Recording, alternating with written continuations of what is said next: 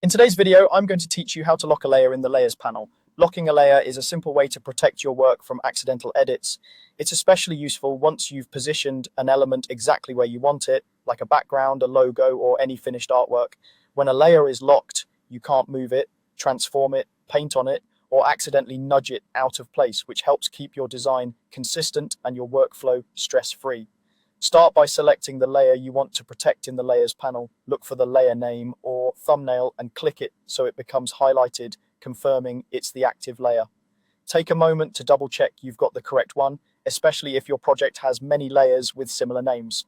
A quick glance at the preview thumbnail and the layer name usually prevents mistakes before you lock it. Once that layer is selected, click the padlock icon at the top of the Layers panel. You'll find it in the panel's header area.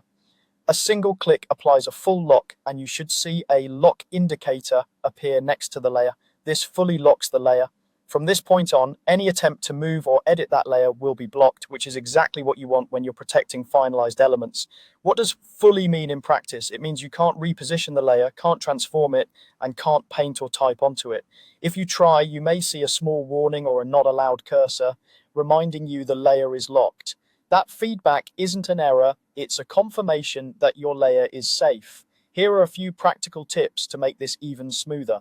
Get in the habit of naming your layers clearly so you always lock the right one. If your app supports color labels or groups, use them to keep related items together, making it obvious what should be protected.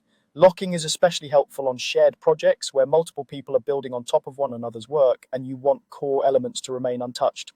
If something suddenly feels unresponsive while you're working later on, remember to check whether the layer was locked earlier. That quick check can save you time troubleshooting unexpected behavior. And that's all there is to it. Select the layer you want to protect, then click the padlock icon at the top of the Layers panel to fully lock it. Use this technique to safeguard your layout, maintain consistency, and keep your creative flow focused on